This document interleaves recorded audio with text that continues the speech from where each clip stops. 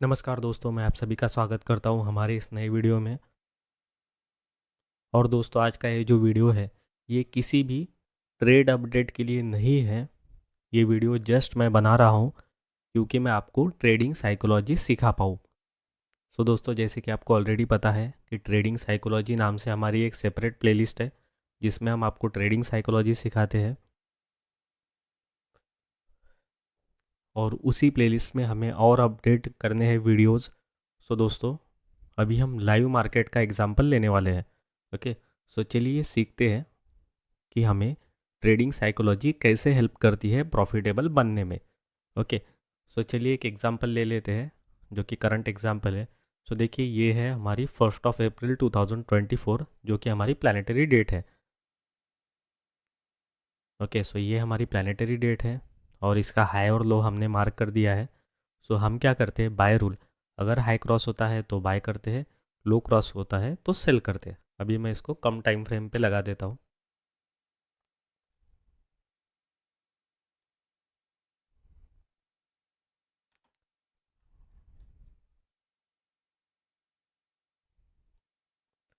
सो देखिए यहाँ पे क्या हुआ है। फर्स्टली इसका हाई क्रॉस हो गया था। ओके, यानी कि देखिए यहाँ पे बाइंग स्टार्ट होती है बाय रूल, और अगर यहाँ पे बाइंग स्टार्ट हुई है तो स्टॉप लॉस रहेगा ये। ओके, मतलब जो ग्रीन कलर की लेवल आपको दिख रही है वो बाइंग साइड है हमारी एज पर रूल, और रेड कलर की जो लेवल है वो हमारा स्टॉप लॉस है। सो दोस्तों, ट्रेडिंग साइकोलॉजी का सबसे पहला रूल जो हमें याद रखना है वो होता है, सबसे पहले तो आप बेसिक अपनी रिस्क मैनेजमेंट पहले देख लीजिए। क्योंकि क्या होता है कि अगर कोई सेटअप आपको हमेशा प्रॉफिट दे रहा है, इसका मतलब ये नहीं होता है कि वो कभी लॉस देगा ही नहीं।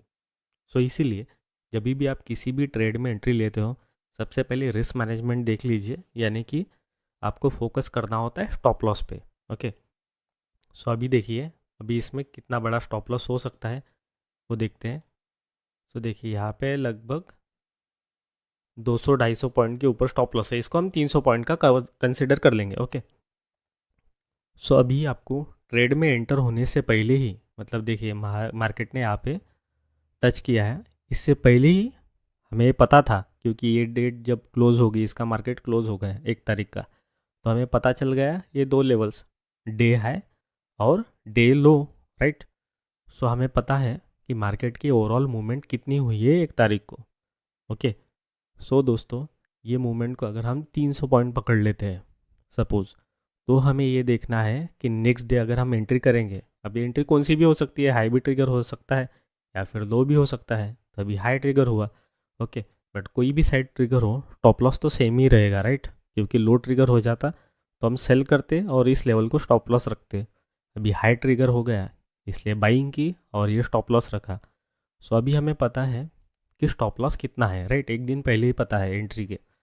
सो दोस्तों, सबसे पहले रिस्क मैनेजमेंट को हमें देखना है कि हमारा कितना स्टॉप लॉस जा सकता है, राइट। सो ट्रेडिंग साइकोलॉजी का सबसे पहला रूल ये है कि स्टॉप लॉस की तरफ आप फोकस कीजिए, अपनी कैपिटल को देखिए, क्या आप उस लायक हो, आपका कैपिटल उस लायक है कि आप 300 पॉइंट का स्टॉप लॉस दे पाए मार्केट को।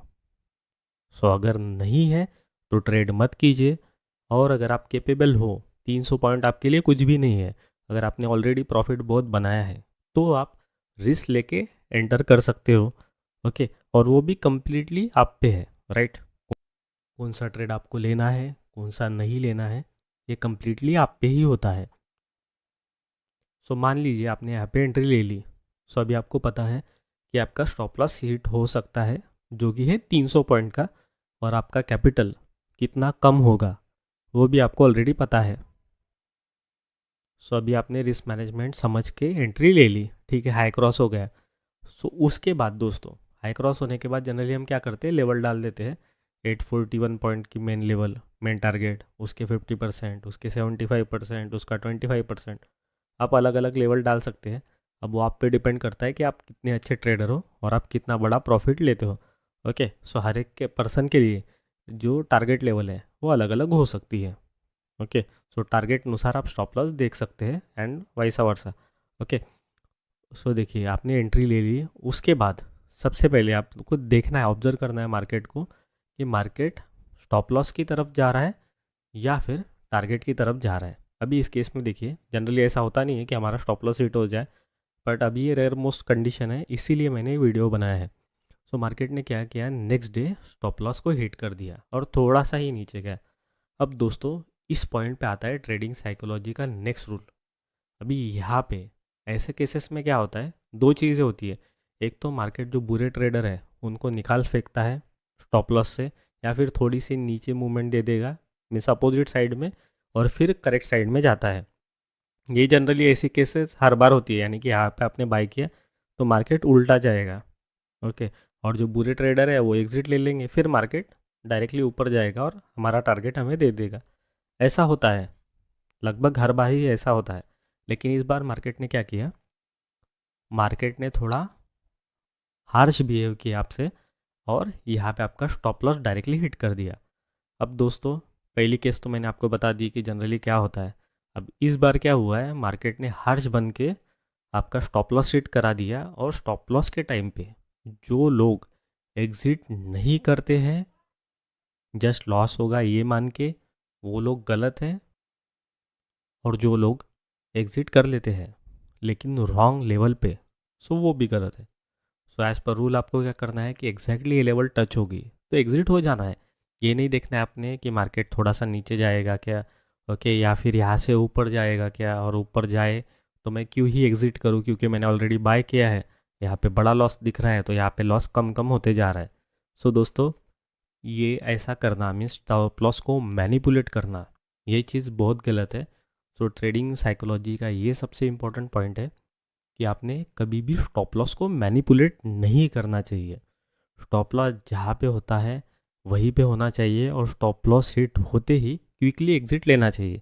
भले ही एग्ज़िट ना लेने के बाद आपका फ़ायदा हो तो भी ऐसा नहीं करना चाहिए।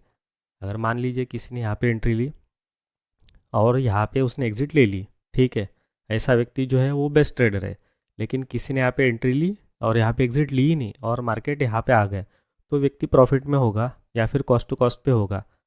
अगर कॉस्ट टू कॉस्ट में है, उसका लॉस नहीं हुआ, तो भी वो व्यक्ति गलत है, क्योंकि अच्छा हुआ मार्केट आपके डायरेक्शन में आया। व्हाट इफ़ अगर वो नीचे जाता और सीधे सीधे नीचे चला जाता, तो दोस्तों ऐसे केस में आपका कैपिटल पूरा वाइप आउट हो जाता है।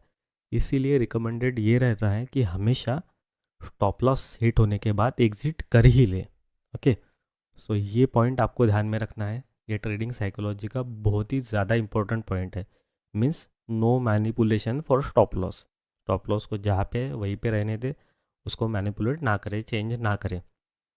उसके बाद देखिए, उसके बाद एज पर रूल क्या होता है, हम री एंट्री ले सकते हैं। अभी देखिए सेकंड री एंट्री जो है, यहाँ पे आपने सेल किया होगा तो भी कोई दिक्कत नहीं है, वो तो रूल की बात अलग है। हम यहाँ पे जस्ट ट्रेडिंग साइकोलॉजी की बात कर रहे हैं। ओके, ट्रेडिंग साइकोलॉजी अनुसार आपने एंट्री ले ली प्रॉपर, आपका स्टॉप लॉस कौन सा है आपको पता है। अगर आपने सेल भी किया और हिट हो गया स्टॉप लॉस तो आपकी एग्जिट होगी, राइट, तो वो ठीक है। ओके, अगर आप री एंट्री लेते हैं सपोज कीजिए इसी लेवल पे, सो री एंट्री यहाँ पे लेना ये मैक्सिमम लोगों के लिए पॉसिबल होता ही नहीं है, क्योंकि दो स्टॉप लॉस तो ऑलरेडी चले गए, राइट। सो दो स्टॉप लॉस जाने के बाद री एंटर वही लोग कर पाते हैं जिनका सबसे पहले तो कैपिटल बचा हो। अब जिन्होंने एक्स्ट्रा लॉट यहाँ पे ले लिए, पूरा का पूरा कैपिटल यहाँ पे डिप्लॉय कर दिया और स्टॉप लॉस हिट हो गया, तो और उनका कैपिटल सपोज वाइप आउट हो गया एक दो ट्रेड में मैक्सिमम, तो दोस्तों उनके पास कैपिटल बचेगा ही नहीं कि वो अच्छी एंट्री ले पाए। सो एक जो करेक्ट एंट्री होती है जो बड़ा प्रॉफिट देती है, वो दोस्तों आपका पेशेंस टेस्ट करती है। आपने सुना होगा patience is the key, patience is the key, but उस पर शायद गौर नहीं किया होगा। पेशेंस इज़ द की क्यों बोलते हैं, क्योंकि दोस्तों एक जो चाबी होती है, एक जो की होती है, वो क्या करती है, उसका काम है ताला खोलना। और ताला खोलने के बाद क्या मिलता है, ताला खुलने के बाद मिलता है फ़ायदा और कंफर्ट। जैसे कि देखिए आपके घर को लॉक है, तो लॉक जब आप खोलेंगे तभी जाके घर के अंदर आएंगे, तो आपको क्या मिलेगी, आपको बहुत बड़ी स्पेस मिल गई। आप वहाँ पे आराम कर सकते हैं, खाना खा सकते हैं, आपके इंटरटेनमेंट की साधन सामग्री होगी घर के अंदर, राइट। सो जब की ही नहीं होगी तो आप उस सभी चीज़ें जो है उसका उपभोग नहीं ले सकते हैं, राइट। दैट इज़ वाई की इज़ इम्पोर्टेंट। सो वैसे ही शेयर मार्केट में आप कंफर्ट जोन में जाए, आप प्रॉफिटेबल बने, उसके लिए की ही इम्पोर्टेंट होती है। राइट, जो कि है पेशेंस। सो इसीलिए दोस्तों हमेशा आपने पेशेंस को ज़्यादा वैल्यू देनी चाहिए, क्योंकि पेशेंस एक की है जिसकी हेल्प से आप शेयर मार्केट में टिक पाते हो, आपको स्पेस मिल जाती है। सो चलिए अभी आते हैं बैक टू द पॉइंट। सो इस पॉइंट पे हम दे सो इस पॉइंट पे हमें क्या सीखने को मिला है कि जिस व्यक्ति ने पेशेंस रखा है, प्रॉपरली रूल को फॉलो किया है, उसकी एंट्री हो गई। अब दोस्तों ये जो एंट्री है इस पे थोड़ा सा गौर कीजिएगा। इस पॉइंट को हमें थोड़ा सा ज़्यादा डीप में देखना है। ओके, सो ये देखिए यहाँ पे जिस पर्सन ने भी बाय किया होगा, ओके, बाय करने के बाद देखिए मार्केट ऐसे क्लोज हो गया, okay, means cost to cost पे क्लोज हो चुका है। अब दोस्तों कोई व्यक्ति ऑलरेडी एक बार लॉस कर चुका है, दूसरे बार एंट्री ली तो दूसरी बार भी लॉस कर चुका है, तो दोस्तों उसने एंट्री ली third time. So third time entry लेने के बाद दोस्तों उसकी मेंटेलिटी क्या रहेगी, ये आप अच्छे से इमेजिन कर सकते हैं। अगर वो व्यक्ति ट्रेडिंग साइकोलॉजी को नहीं समझ सकता है तो वो पूरा कंप्लीटली इनर्वेट हो जाएगा। अगर वो गलत ट्रेडर है तो वो री एंट्री लेगा ही नहीं। ओके, क्योंकि उसने क्या किया, अपना कैपिटल ही वाइप आउट कर दिया पूरा। ओके, सो इसीलिए दोस्तों रिस्क मैनेजमेंट इंपॉर्टेंट होती है और ट्रेडिंग साइकोलॉजी इंपॉर्टेंट होती है, क्योंकि अगर आपको ट्रेडिंग साइकोलॉजी के रूल पता है तो ही दोस्तों आप करेक्ट एंट्री पे एंटर हो पाएंगे। ओके, और ये बात सिर्फ इसी ट्रेड की नहीं चल रही है, इस ट्रेड ने आपका पेशेंस का टेस्ट ज़्यादा लिया है, इसलिए मैंने इसका एग्जांपल लिया है। ओके, अब ऐसे हो सकता है कि इससे भी ज़्यादा डिफ़िकल्ट ट्रेड फ्यूचर में कभी आए। ओके, सो उस टाइम पे आपको यही वीडियो वापस से देखना पड़ेगा।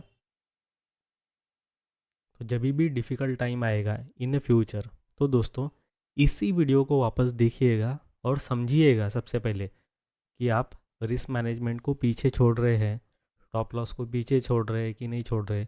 ये सब चीज़ें आपको एक जगह पे लाके उसका स्टडी करना होगा, और जब आपके पास कैलकुलेटेड रिस्क रहेगी और आपको टारगेट पता होगे, तब जाके ही आप एंट्री करोगे इन फ्यूचर भी। ओके, सो ये पॉइंट जो है, इस पॉइंट तक के तो वही लोग टिक पाते हैं जो लोग ऑलरेडी ट्रेडिंग साइकोलॉजी को समझते हैं, रिस्क मैनेजमेंट को समझते हैं। ठीक है, अभी ये डे क्लोज हो गया, अभी इस दिन पता नहीं है कि क्या होने वाला है। अब ऐसा भी हो सकता है कि मार्केट यहाँ पे ओपन हो और स्टॉप लॉस को हिट कर दे, यानी कि थर्ड टाइम भी आपका लॉस हो सकता है। राइट, सो ये आपको एंट्री लेने से पहले ही सोचना होता है कि आप इस पर्टिकुलर प्लानिटरी डेट के ट्रेड में, या फिर कोई भी ट्रेड हो, आपका दूसरा कोई भी सेटअप हो सकता है, राइट, सो उसमें आप कितनी बार एंटर कर सकते हैं, आपके पास कितना कैपिटल है, राइट, कितना आपने एग्जॉस्ट कर दिया है, ये आपको पहले ही देखना होगा कोई भी एंट्री लेने से पहले। ओके, ये प्लानिंग सभी आपने कर देनी चाहिए इसी तारीख को, राइट, क्योंकि इस तारीख को हाई लो पता है, आपको टारगेट्स पता है, ऊपर के भी टारगेट पता है, नीचे अगर गया होता तो कौन से टारगेट है वो भी पता है, रिस्क कितनी है मेनली वो भी आपको पता है। राइट, सो अगर इस डे के बाद मार्केट अगर यहाँ पे ओपन होता, तो अगर आपका स्टॉप लॉस हिट हुआ होता सपोज़, और फिर भी आप कंफर्टेबल रहे थे, तो दोस्तों आप एक बेस्ट किस्म के ट्रेडर हो, क्योंकि आपने रिस्क मैनेजमेंट को भी समझा है, रूल को भी समझा है, सेटअप को भी समझा है, अपने टारगेट को भी समझा है, अपने स्टॉप लॉस को भी समझा है, अपनी एंट्री को भी समझा है, राइट, और अपनी ट्रेलिंग को भी समझा है।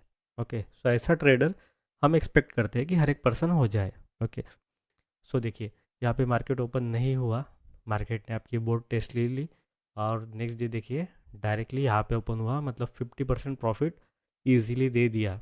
ओके, अब ये जो टाइम है ये भी बहुत ज़्यादा इम्पोर्टेंट है, इस पे भी हम ट्रेडिंग साइकोलॉजी सीखेंगे। अब देखिए यहाँ पे जितना लॉस हुआ है, ओके, मान लीजिए 500 पॉइंट का लॉस हुआ, 500 550 पॉइंट का लॉस हुआ। ओके, तो दोस्तों ये लॉस आपका यहाँ पे रिकवर हो गया पूरा का पूरा, मतलब कि आपने यहाँ पे एंट्री ली है और यहाँ पे एंट्री ले ली, तो ये दो एंट्री के स्टॉप लॉस चले गए। इसके बाद ये एंट्री ली, वो तो प्रॉफिट में चल रही है, राइट। सो यहाँ पे आपके पास चॉइस है कि एक तो लॉस रिकवर हो गया तो ट्रेड से एग्जिट लेनी है, या फिर उसी ट्रेड में कंटिन्यू करना है, राइट। मतलब कि एक तो आप एक्सपेक्ट करेंगे कि मार्केट ऊपर जाएगा तो प्रॉफिट हो जाएगा, जितना भी जाएगा उतना, राइट। अगर यहाँ पे चला गया मार्केट तो 50% प्रॉफिट होगा, राइट, क्योंकि ये तो हमने कंसिडर किया ही नहीं है। ओके, जबकि ये ज़्यादा है प्रॉफिट, क्योंकि directly market gap up open हुआ है। अब डायरेक्टली गैप अप ओपन हुआ है तो प्रॉफिट ज़्यादा है, राइट। ओके, सो देखिए यहाँ पे एक तो एग्जिट कर सकते हैं, फिर आपका लॉस भी नहीं, प्रॉफिट भी नहीं। ओके, और अगर आपको टिके रहना है तो वैसा भी कर सकते हैं। ये डिपेंड होगा आपके रिस्क मैनेजमेंट पे, राइट। अगर यहाँ पे आपने एग्जिट कर लिया और निकल गया तो भी कोई दिक्कत नहीं है। मार्केट नीचे आया देखिए थोड़ा सा, उसके बाद अगेन ये ऊपर जाना चालू हो गया। ओके, सो हर एक पॉइंट जो होगा, अभी ये पॉइंट भी, कोई भी पॉइंट पकड़ लीजिए, वो दोस्तों कैसे उसमें डील करना है वो पर्टिकुलर पॉइंट पे, वो कम्प्लीटली डिपेंड करता है कि आपकी ट्रेडिंग साइकोलॉजी की अंडरस्टैंडिंग क्या है। ओके, क्योंकि ऐसा भी हो सकता है फ्यूचर में कि प्लानिटरी डेट की अपडेट जो है वो हम आपको क्विकली ना दे पाए। सो दोस्तों, अगर हम आप तक के अपडेट नहीं पहुंचा पाते हैं तो सिर्फ ट्रेडिंग साइकोलॉजी ही आपके काम में आएगी, जो आपको इस काबिल बना देगी कि आप अपने आप ही अपने ट्रेड को हैंडल कर पाएंगे, उसको अच्छे से मैनेज कर पाएंगे। सो देखिए दोस्तों, इस तरह से हर एक पॉइंट पे ट्रेडिंग साइकोलॉजी बहुत ही ज़्यादा इम्पोर्टेंट होती है। और दोस्तों, अगर आपको ट्रेडिंग साइकोलॉजी सीखनी है इन डिटेल तो मैंने प्लेलिस्ट बनाई है जिसका नाम है ट्रेडिंग साइकोलॉजी। उस प्लेलिस्ट को ज़रूर विज़िट कीजिए और हर एक वीक में एटलीस्ट 2 से 3 बार आपको उस प्लेलिस्ट को विज़िट करना है और उसको बार बार सुनते रहिए। और एक ऐसा पॉइंट आ जाएगा दोस्तों 6 महीने, 1 साल या 2 साल में, कि आपको ट्रेडिंग साइकोलॉजी के सभी पॉइंट समझ में भी आ गए होंगे और आपको अच्छा खासा एक्सपीरियंस भी आ चुका होगा। तो ऐसे पॉइंट पे पहुंचना बहुत ही ज़्यादा इम्पोर्टेंट होता है जहाँ पे आपको ट्रेडिंग साइकोलॉजी समझती है। क्योंकि दोस्तों, फ्यूचर में सपोज़ अभी हम अपडेट नहीं डाल पाए तो आप खुद का डिसीजन कैसे लेंगे, राइट। इसमें कोई ऐसा डिफाइंड लॉजिक नहीं है जो कि सिर्फ मैं आपको बताऊँ। तो अगर आपको ट्रेडिंग साइकोलॉजी आती है तो ऐसा हो सकता है कि आप मुझसे भी बहुत अच्छा ट्रेड कर पाए या फिर मुझसे भी बहुत अच्छा डिसीजन ले पाए, आपको किसी की भी अपडेट की ज़रूरत ना पड़े। ऐसा हो सकता है, राइट। सो उसी पॉइंट पे सब लोग आए, ये मैं चाहता हूँ हर एक व्यक्ति एक बहुत अच्छा ट्रेडर बने और उसके लिए ट्रेडिंग साइकोलॉजी यही सबसे ज़्यादा इम्पोर्टेंट है। ओके, सो मैं आशा करता हूँ कि आप लोगों को मेरा जो मैसेज है वो कन्वे हो चुका है और ट्रेडिंग साइकोलॉजी पे आप बहुत ही ज़्यादा फोकस करेंगे। सो इसी विश के साथ अभी ये वीडियो करते यहीं पे ख़त्म। मिलेंगे नेक्स्ट वीडियो में। Thank you for watching.